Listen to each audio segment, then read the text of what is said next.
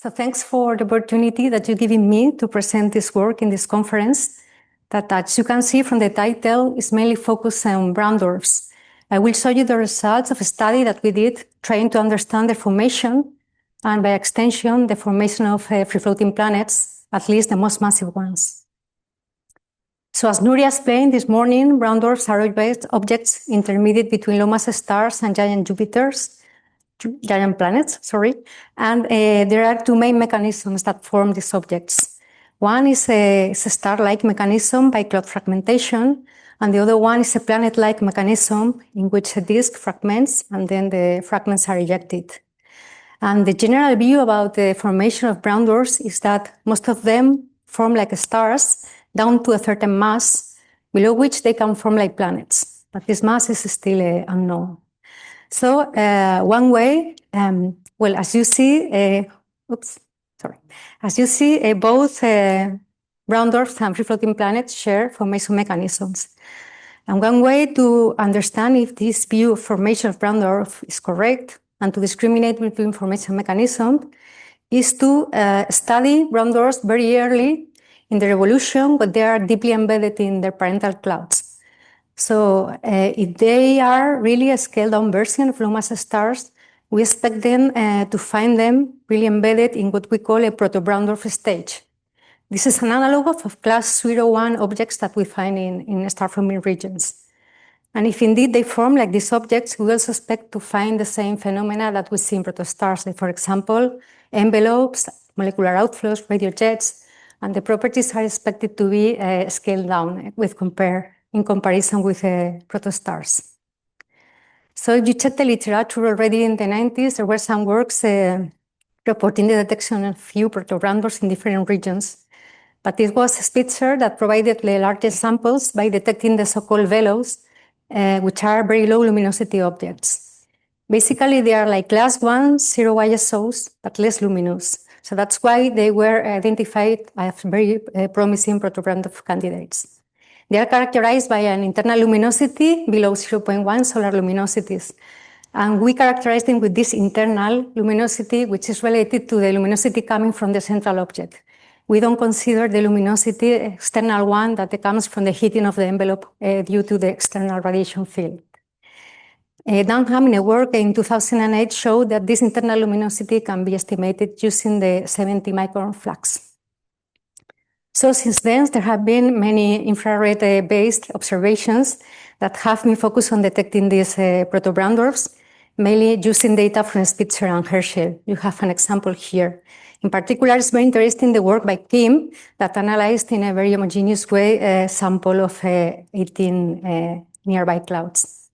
There are also millimeter-based observations in which the studies have tried to isolate the lowest mass cores in star-forming regions that could be evolved to form a brown dwarf. So what we decided to do was to take all these observations, identifying these velos, proto-brown dwarfs, pre-brown dwarfs, and put them together to see if we can learn something about the formation of these objects.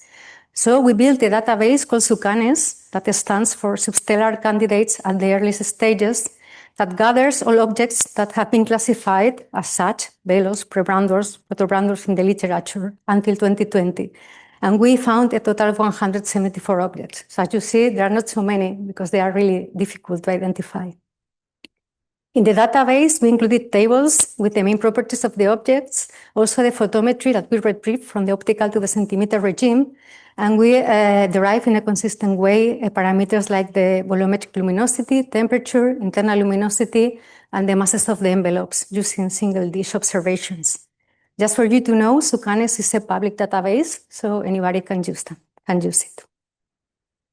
So now that we have this database, we have applied some conditions to isolate the best proto-brown dwarf candidates.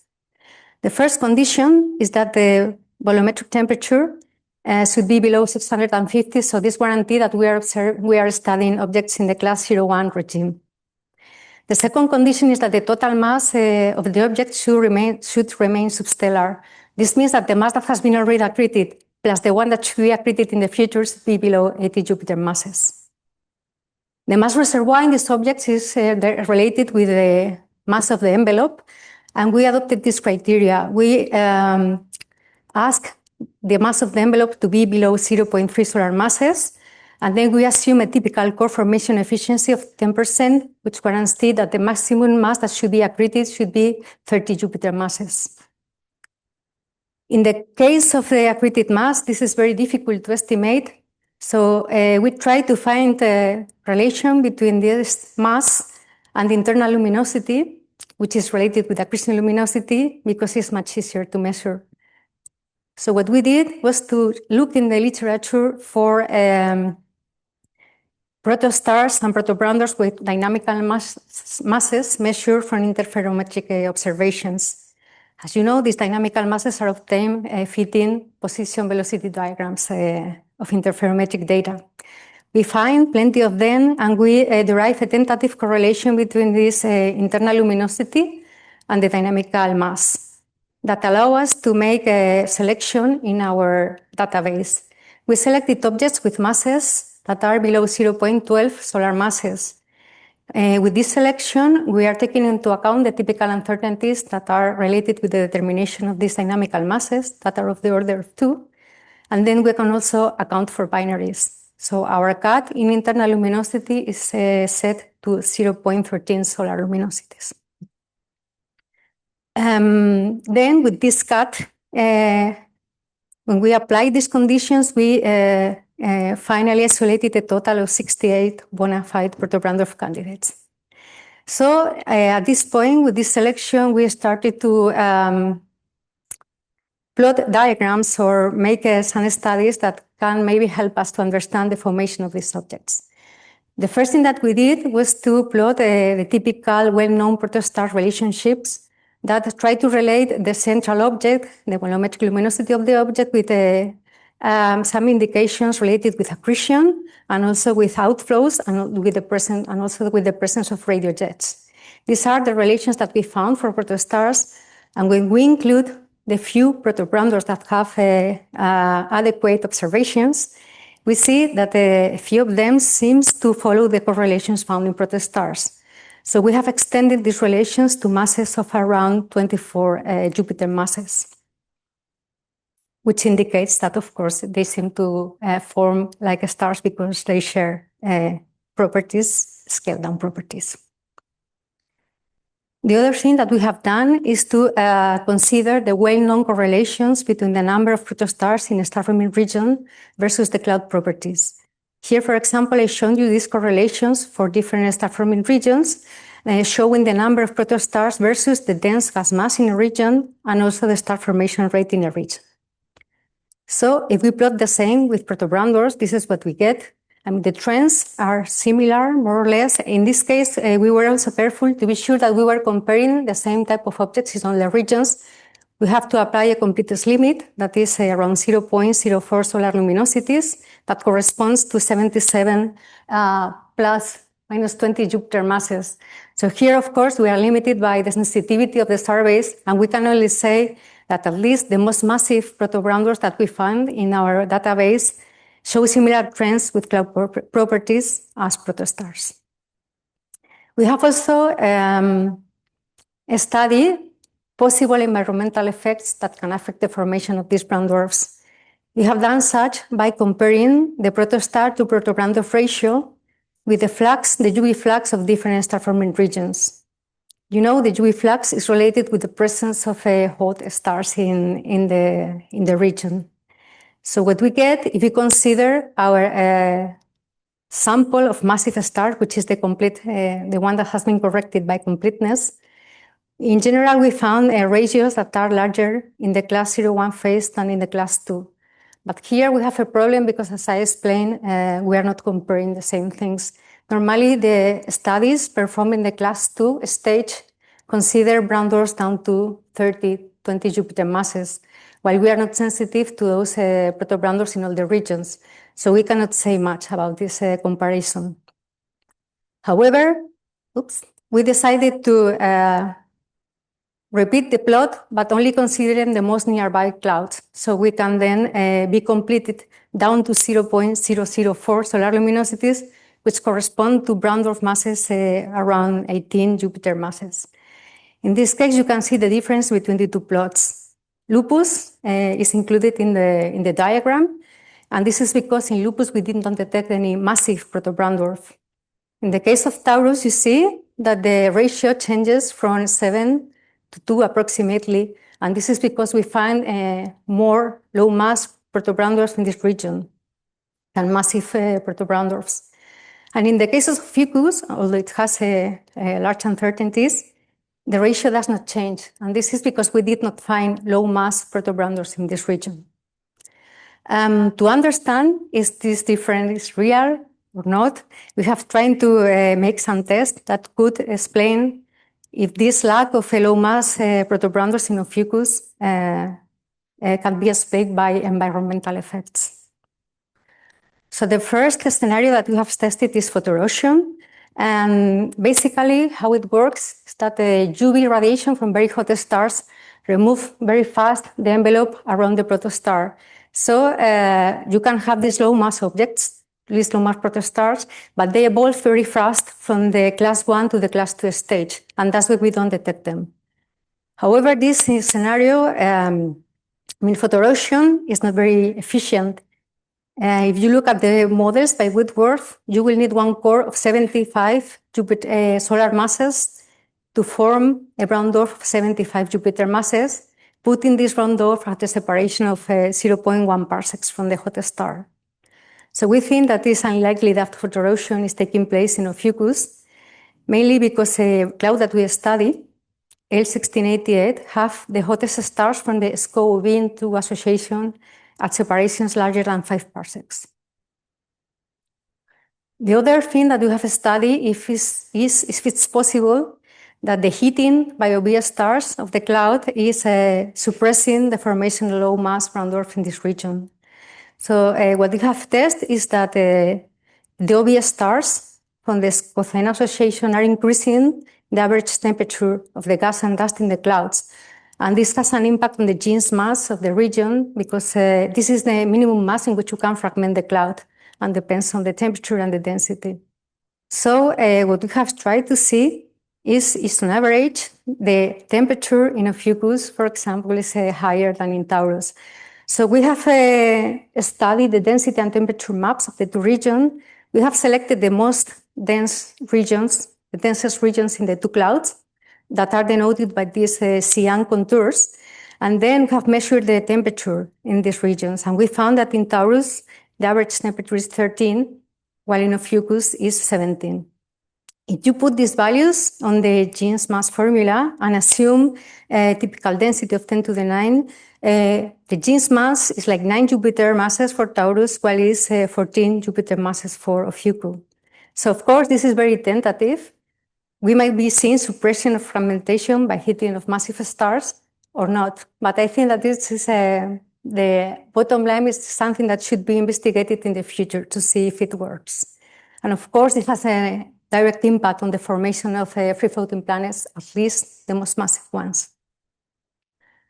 So all these studies have been put together in a review that was led by Aina Palau last year, in which we have tried to explain all the observations about proto-brown dwarfs and pre-brown dwarfs in the literature, just in case you are interested. And I will leave you with my summary. Basically, we have found, I think from our study, there are some correlations that we have found out, a potential correlation between the internal luminosity and the dynamical mass. We found that the protostellar correlations associated with inflow and outflow extend down to 30 Jupiter masses approximately. And we also see that the most massive proto-brown dwarf candidates follow the same trends with molecular properties as protostars. In the case of the protostar to brown dwarf ratio, when we compare it with the UV flux, in Taurus, Lupus, and Ophiuchus, reveals a potential deficit of low mass brown dwarfs in Ophiuchus. That could be related to higher dust temperatures, although this is something that should be studied.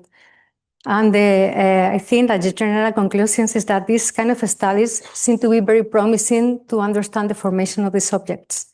In our case, of course, the conclusion is that we need larger samples because we were really limited by the statistics. So thank you very much.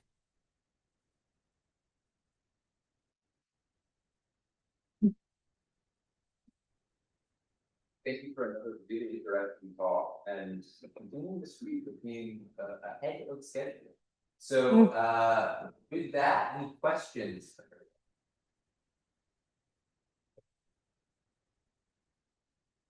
Matthew. Thank you for a nice talk.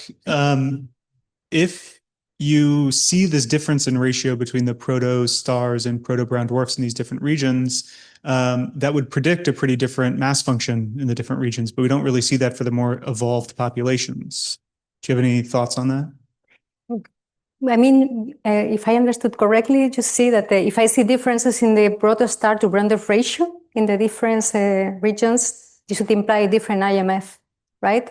Right. Yes, that's correct. But I would say at this point that to be sure about this proto-brown dwarf to protostar ratio, we really need good samples of proto-brown dwarfs. And what we learn is that we are really limited by the statistic. We need more. This was a tentative study to see what we can learn. But of course, I agree with you that we'll be very careful when showing these comparisons and presenting them as definitive. I don't think it's the case. Okay, thank you. Yeah. So following on that, what is the hope for going deep and complete in some of these groups? Is it JWST targeted? What is it? You look like that doesn't look good.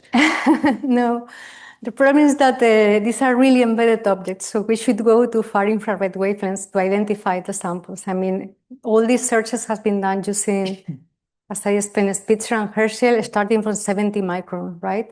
So there are two ways that we can follow now, I think. First is to use very fancy post-processing codes to increase the sensitivity of already processed Spitzer and Herschel observations. This can be done, for example, with a code developed by Emmanuel Bertin and Hervé called DNEP. So using this code, I think we can go slightly fainter, so we can increase a little bit more the number of objects.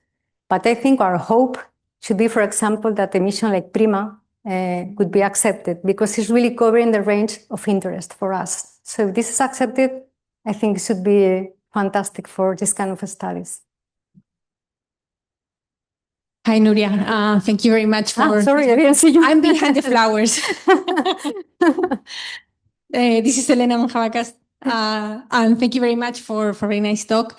I was wondering if you have any thoughts about how this could change in the case of low metallicity scenario. Yes, I think, let me remember how was this. I mean, the GIS mass, for example, can change with the metallicity because it can have an effect on the cooling in the regions. So, of course, I think it has not been studied in great detail, but it has an impact on the lowest mass that you can fragment in these clouds. And that's, I think, the most that I can say. I don't know if Aina, I think, is connected. Maybe she has more thoughts about it, but that's all. Sorry. Thank you. It's Aina. Okay. Yes, we can hear you. Okay, yeah, just mentioning that if metallicity is poor, then the cooling would be less efficient, and in principle you would be fragmenting down to higher masses, so you might be missing the lowest mass brown dwarfs or the planetary mass objects. Yeah, so it has an impact. But since we focused on the nearby clouds, we cannot really explore this, but it has an impact, sure, yeah.